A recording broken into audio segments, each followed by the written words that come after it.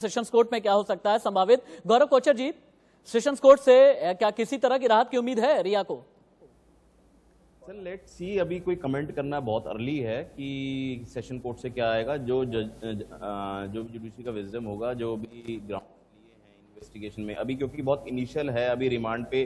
Already वैसे investigation join कर चुकी थी रिया, और इन्वेस्टिगेशन डेली बेसिस पे चली रही है, तो रिमांड पे लिया नहीं गया। तो उसको देखते हुए लगता है कि हो सकता है कि पॉसिबिलिटीज हैं कि इसमें अपना सेशंस में बेल के चांसेस भी बन सकते हैं। जैसे आप कह रहे हैं कि जैसे मेडिकल अभी हुआ है, मेडिकल भी हो सकता है कल ही हो गया हो, क्योंकि पेश करने से पहले, क्योंकि आजकल हर कैदी को क्वारंटाइन में रखा जा रहा है, जेल वगैरह में अलग से क्वारंटाइन सेंटर बने हुए हैं हर जेल में, तो मेडिकल पहले ही कर दिया गया जब उनका टेस्ट किया गया। एक बार एक काम कर लेते हैं ना, हम धाराओं को समझ लेते हैं। बरखा के जरिए धाराएं कितनी गंभीर है बरखा, और कहा यह जा रहा है कि सेशंस कोर्ट से संभावित जमानत नहीं है, ऐसा क्यों कहा जा रहा है?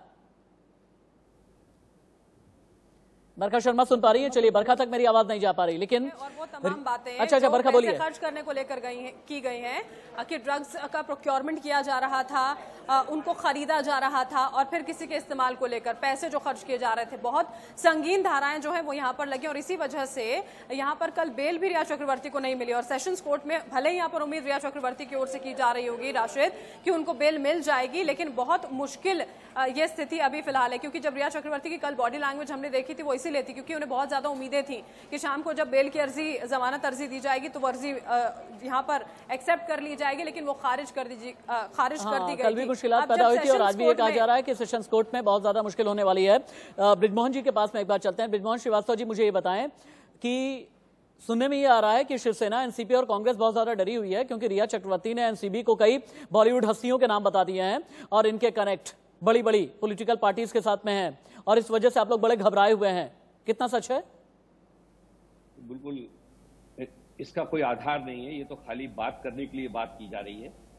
हमारी सरकार का किसी भी प्रकार के अपराधी से कोई लेना देना नहीं है, जांच करने की पूरी छूट है। सीबीआई अगर अपराधी से लेना देना नहीं है तो आप ही की पुलिस ने कैसे बांद्रा पुलिस स्टेशन में एनसीबी दफ्तर से, जब दूसरे दिन की जांच थी उसके बाद रिया चक्रवर्ती निकली, बांद्रा पुलिस स्टेशन पहुंची और 3 घंटे आराम से बिठा करके एक लंबी सी एफआईआर दर्ज कराई गई, जबकि इस पूरे केस की इन्वेस्टिगेशन सीबीआई की तरफ से की जा रही है। कई लॉयर्स का यह कहना है कि इस तरह की अगर एफआईआर मुंबई पुलिस ने दर्ज की है, ये गैर कानूनी है। अभी भी आप लोग बचाने की कोशिश कर रहे हैं रिया को, क्योंकि आप लोगों को यह पता है कि रिया तो छोटी मछली है। रिया ने अगर बड़े राज उगल दिए तो फिर कई लोगों की जबान बंद हो जाएगी।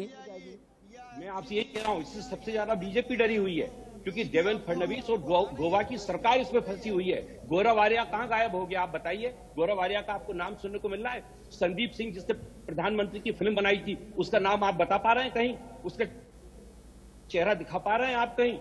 दबाव में तो सब लोग हैं आप लोग। मैं कहना नहीं चाहता हूं, लेकिन चलिए एक मिनट के लिए रुक करके ऋषि मिश्रा, उसके बाद आप बोलेंगे।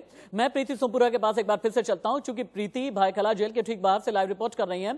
प्रीति, मुझे बताएं, कितनी देर पहले रिया चक्रवर्ती जेल पहुंची है? जेल के अंदर क्या चल रहा है? जेल सोर्सेस होते हैं आपके, जो कुछ तो बताएंगे कि अंदर पहुंचने के बाद रिया ने किससे बात की, रिया ने क्या बोला, रिया से कौन मिला।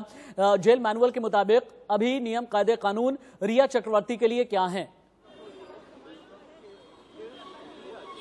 देखिए, अगर बात करें तो करीब 10:24 पर जो है रिया चक्रवर्ती जेल पहुंच गई है, और जब वो एनसीबी दफ्तर से निकली 10:05 पर निकली, जैसे 15 मिनट में ही जो है उसको लेकर आ गया है यहाँ पर। और इस वक्त जो मैं सीधे जेल की तस्वीरें दिखाना चाहूंगी, भाईखला जेल की। तो भाईखला जेल में जो है रिया चक्रवर्ती पहुंच चुकी है, और अब जो है उस अंदर के स्टाफ से बात कर रही है, क्योंकि अब से कुछ ही देर में जो है उसका मेडिकल टेस्ट होगा। फिर से एक बार मेडिकल टेस्ट किया जाएगा, क्योंकि उसके ईसीजी में जो है कल कुछ प्रॉब्लम आया था, जेजे अस्पताल में उसका ईसीजी किया गया, तो आज फिर से यहाँ पे मेडिकल जांच की जाएगी। और उसके बाद में जो है रिया चक्रवर्ती को जो एक सेपरेट बैरक दिया जाएगा, क्योंकि कोरोना का समय है, कोरोना के समय में जो है सभी कैदियों को क्वारंटाइन रखा जा रहा है, इसलिए एक सेपरेट बैरक जो है रिया चक्रवर्ती को दिया जाएगा। और साथ में ही जो है जब अब से कुछ ही देर में जब सेशन कोर्ट में कार्रवाई शुरू होगी, तब वीडियो कॉन्फ्रेंसिंग के द्वारा जो है रिया चक्रवर्ती को पेश किया जाएगा। रिया चक्रवर्ती की वीडियो कॉन्फ्रेंसिंग के जरिए पेशी का भी पूरे देश को इंतजार रहेगा। सेशंस कोर्ट में क्या चल रहा है इसके बारे में भी बताएंगे, दिखाएंगे। ऋषि मिश्रा, बताइए, रिया चक्रवर्ती को बचाना चाहते हैं आप, शौविक को बचाना चाहते हैं, सैमुअल मिरांडा को बचाना चाहते हैं, जैद को बचाना चाहते हैं, किस किस को बचाना चाहते हैं?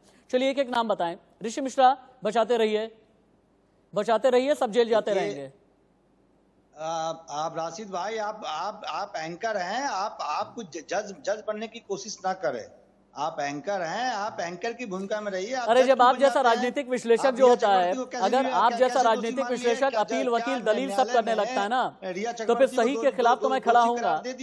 देखिए मैं डिप्लोमेटिक नहीं हूँ ऋषि भाई, मैं डिप्लोमेटिक नहीं हूँ। मेरी बात तो सुनिए, मैं कभी भी डिप्लोमेटिक बात नहीं करता, मैं इधर उधर की बात नहीं करता। जो सही होता है वो बोलता हूँ, सही के साथ मैं खड़ा हो जाता हूँ और मैं सही के साथ में स्टैंड ले लेता हूँ। सुशांत सिंह राजपूत के साथ गलत हुआ, रिया चक्रवर्ती गुनहगार है, मैं स्टैंड लेता हूँ। शिवसेना, कांग्रेस, एनसीपी की सरकार ने महाराष्ट्र में गलत किया है, मैं स्टैंड लेता हूँ।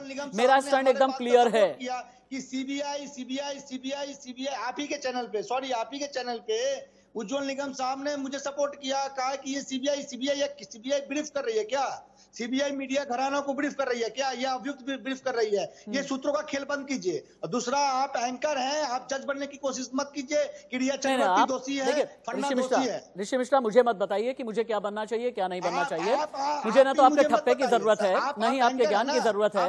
अगर आप जैसा राजनीतिक विश्लेषक इस तरह की बात कर रहा है ना, मुझे मत बताइए। नो होल्ड, नहीं, बिल्कुल भी नहीं। आप नहीं बोलेंगे। अच्छा, धमकी दे रहे हैं क्या? धमकी दे रहे हैं क्या? एक मिनट, ये धमकी देने वाले ऋषि मिश्रा को लाइव रखा जाए। ऋषि मिश्रा, हिम्मत की बात कर रहे हैं, क्या कर लोगे आप? ऋषि मिश्रा, क्या कर लोगे आप मेरा? ऋषि मिश्रा, क्या कर लोगे आप मेरा? आप मुझे मरवा देंगे? आप मुझे क्या नेताओं के जरिए इकट्ठा करके गोली मरवा देंगे? ऋषि मिश्रा, हिम्मत। ऋषि मिश्रा, मेरी बात सुन लीजिए। ऋषि मिश्रा, ये हिम्मत की बात मत करना आप। अगर सच बोलता हूं ना, मेरी नजरों में, मेरी जबान पे सच होता है। ये हिम्मत की धमकी मत देना, हिम्मत की धमकी मत देना। आप जैसे न जाने कितने आते हैं और जाते हैं जो इस तरह की धमकी देते हैं। मुझे भूमिका समझाने की जरूरत नहीं है। आप नहीं समझाओगे। नो, नॉट एट ऑल, ना, बिल्कुल नहीं समझाओगे आप। गलत सही के लिए नहीं समझाओगे आप गलत हैं।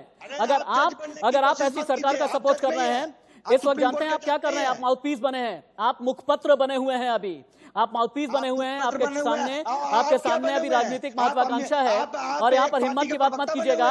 अगर राजनीतिक विश्लेषक की हैसियत से अगर आप हिम्मत की बात कर रहे हैं ना, अगर हिम्मत की बात आप कर रहे हैं ना, तो माफ कीजिएगा, मुझे लीगल ओपिनियन लेना पड़ेगा। आपने मुझे खुलेआम 130 करोड़ हिंदुस्तान के सामने धमकी दी है। आपने ये कहा हिम्मत मत करना। क्या कर लोगे आप मेरा? मरवा दोगे, गोली मरवा दोगे, कत्ल करवा दोगे, मेरा मर्डर करवा दोगे आप मुझे धमकी दे रहे हैं। अरे मैं तो एक तुच्छ प्राणी हूँ भैया, मैं तो एक तुच्छ प्राणी हूँ, मैं तो एक पत्रकार हूँ। मेरी कहाँ कोई औकात? आप जैसों के सामने मेरी कोई हैसियत थोड़ी है। आप देखिए ना, मैं कैसे मुस्कुरा करके बात कर रहा हूँ। मुझे लग रहा है कि मैंने दुखती रग पर हाथ रख दिया है। मुझे लग रहा है कि ऋषि मिश्रा को मिर्ची लग गई है। मुझे ऐसा लग रहा है कि ऋषि मिश्रा को मिर्ची लग गई है। ऋषि मिश्रा को लगी मिर्ची, ऋषि मिश्रा को लगी मिर्ची। एंकर राशिद हाशमी को दी धमकी। अभी की ये बड़ी खबर है।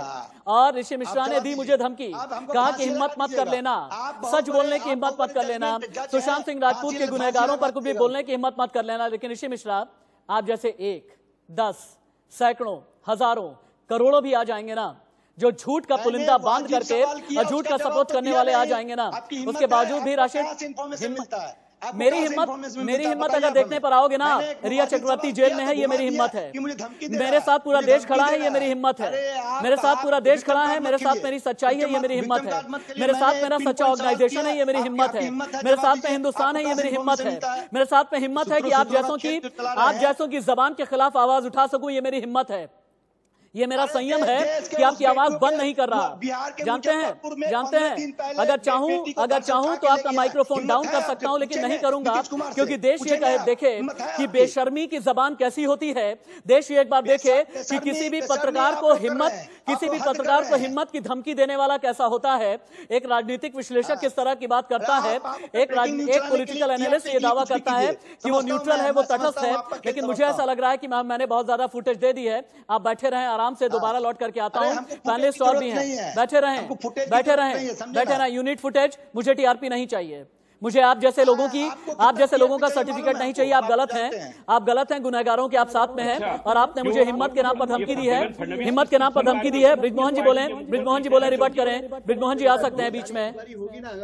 अशोक सरोगी जी आए। आप ही आए। चला गया गोरा वालिया, कहाँ चला गया? संदीप सिंह कहाँ है?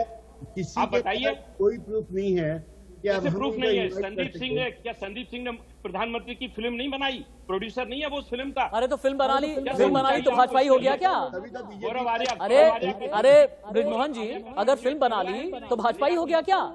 फिल्म बनाने से भाजपाई हो गया क्या? अगर आप जाकर के किसी भारतीय जनता पार्टी के नेता से मिल लें, सामान्य शिष्टाचार के तौर पर अगर 15 मिनट के लिए देवेंद्र फडणवीस फिल्म का प्रमोशन करने के लिए आ गए, फिल्म का पोस्टर रिलीज करने के लिए आ गए, तो फिर संदीप सिंह भाजपाई हो गया?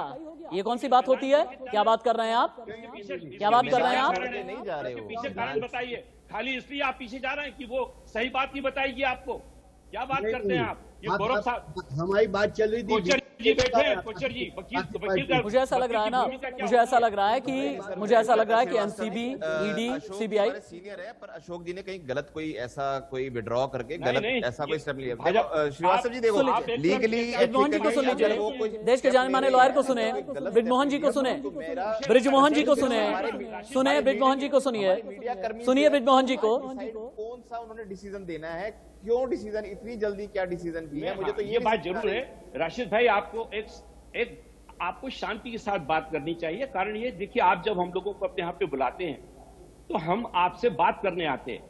आप अगर अपनी ही बात हमसे कहलवाना चाहते हैं तो हमारे आने का क्या मतलब है? फिर तो आप हम लोगों का नाम लेके बता दिया करिए कि इन्होंने ऐसा ये ऐसा बोलेंगे। नहीं, आप मेरे माननीय हैं, आप मेरे माननीय हैं, आपकी आवाज दबा लेने की हैसियत मुझ में तो बिल्कुल भी नहीं है।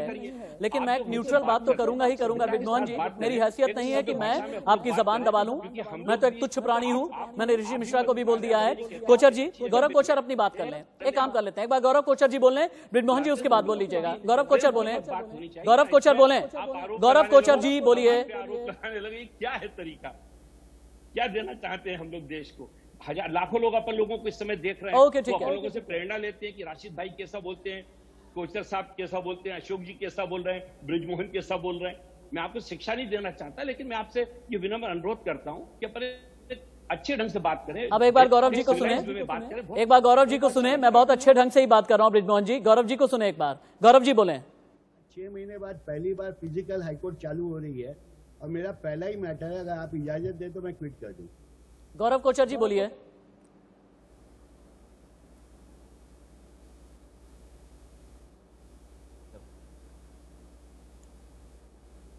गौरव कोचर जी, क्या आप तक आवाज आ रही है मेरी?